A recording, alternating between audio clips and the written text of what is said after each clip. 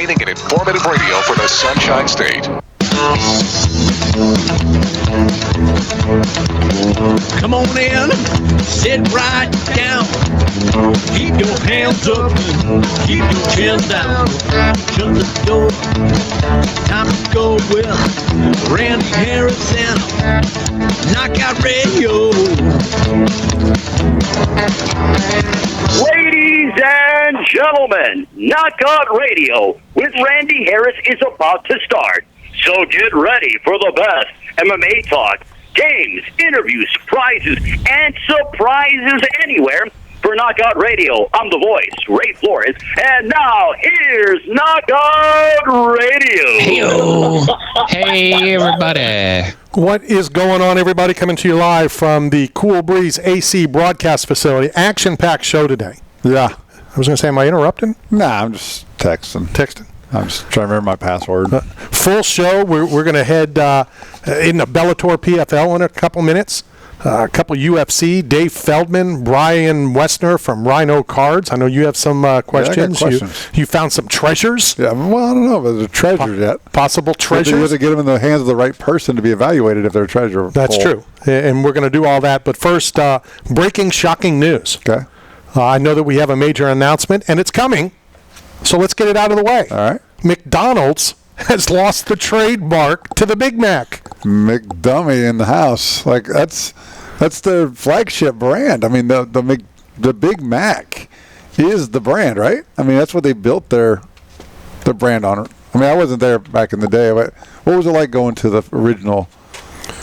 Like when you had the 5 cent burgers and the 10 cent. I wasn't there. I was around 25, 35 cents. Come on. All right. Well, I'm just checking. I come from before the dollar menu. But when you think of McDonald's, what do you think of? I mean, is it the clown? Is it the character because of the marketability? Yeah, probably. Really? Probably that's the first thing you think of is Ronald McDonald when you think McDonald's. You don't think the arches? No.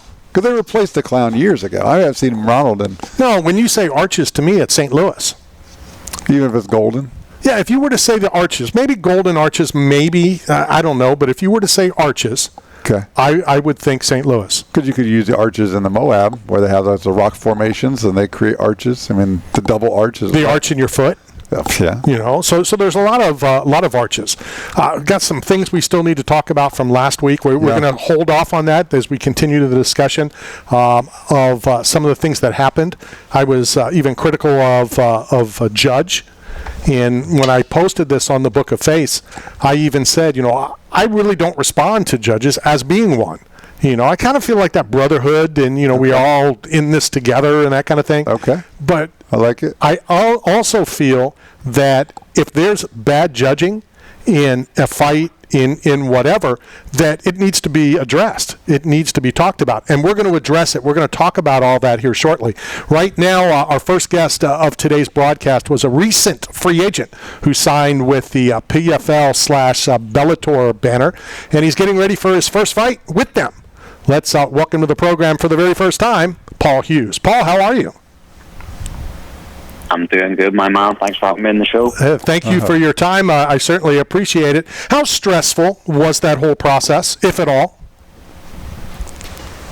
To be honest, it wasn't that stressful. I have a great manager, Tim Simpson, that kind of helped me out with the process, and he done a lot of the groundwork for me. So I think when I became a free agent, I was very much thinking of going down the PFL route. And when it came in with an offer, it was just too good to turn down, so that was it. I guess I should have even started asking you, at one point, is it old news? You know, everybody, I'm sure, is still talking to you about the process of being a free agent. At what time do we move on and address other things?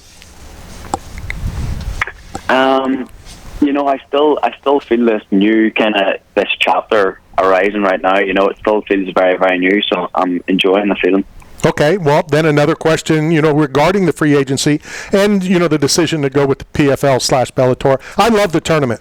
I've been covering MMA since the very first UFC 1, probably before you were born.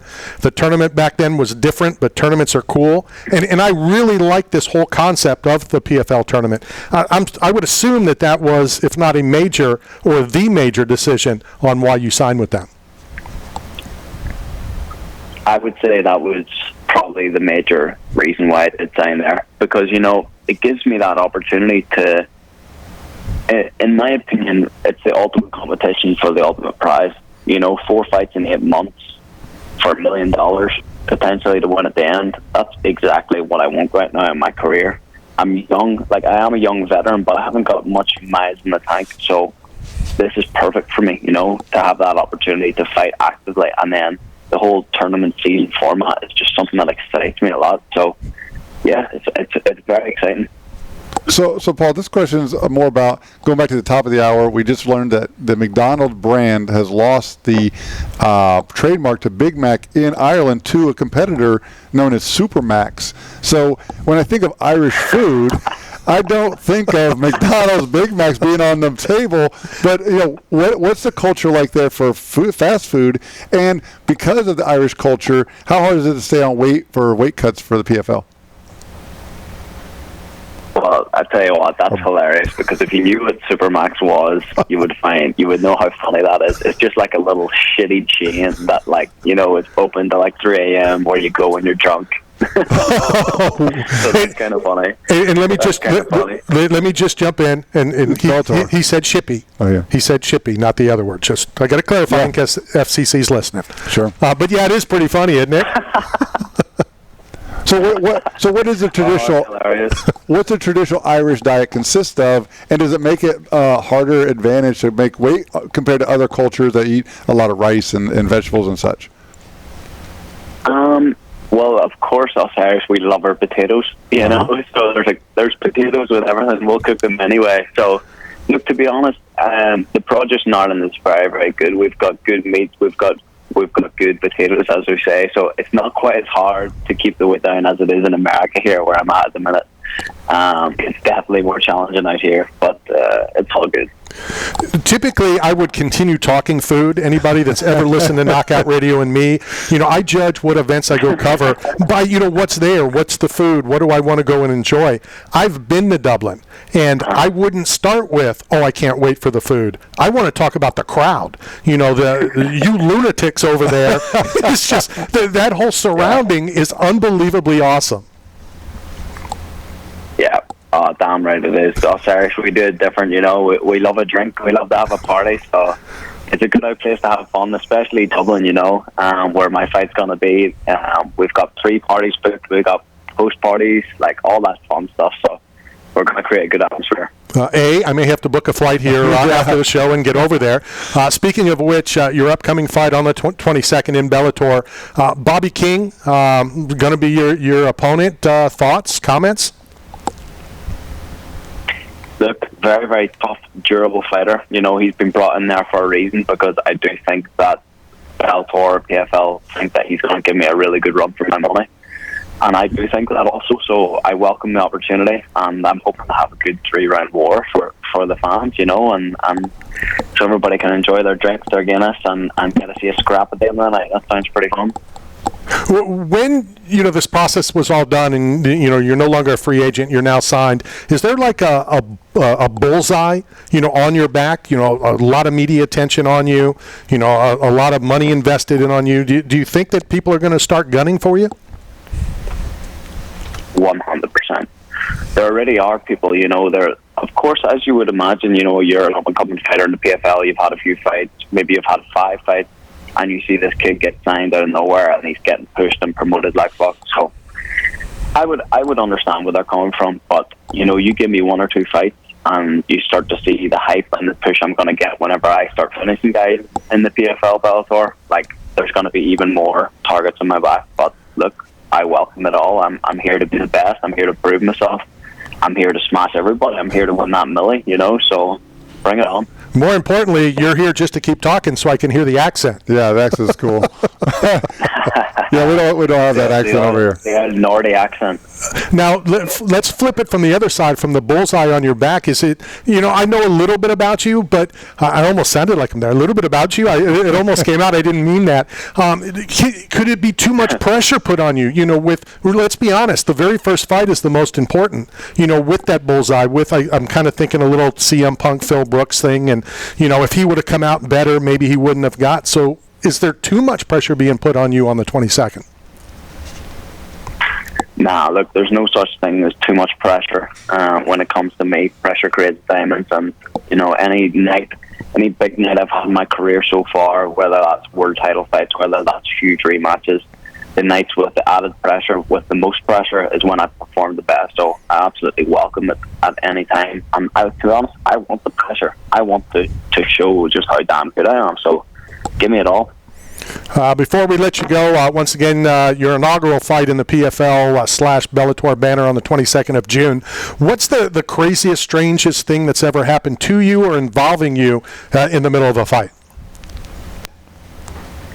In the middle of a fight? Yeah, during. So the first time I fought for a world title in my old Cage Warriors days, 24, it was the first night that crowds were allowed in venues after COVID. So it was a small enough venue, like maybe 800 people, and it was rammed, and people were going insane. And the atmosphere and the crowd put a lot of humidity in the air, so the humidity made the cage like unbelievably slippy. I mean, you could barely stand up. You couldn't even throw kicks. So here I am in my first world title fight, the biggest night of my life, and I can barely stand up and throw a kick. It's that slippy, and we have to fight for 5 rounds. So it ended up just being a 5-round dog fight. And I remember after just going, that's crazy. You work your whole life, your whole career, you give everything, and you get into the cage for the biggest night, and you can't even stand up. That was the first thing that came to mind. Crazy, and the conditions are awful. Wow. Paul, thank you very much for your time. We're excited to see you on the 22nd. Excited to watch the continuing career of Paul Hughes. Thank you for your time. I know we have your address. We're going to send you a care package from 8 Man Strong, as well as a box from Bucked Up Energy Drink as well.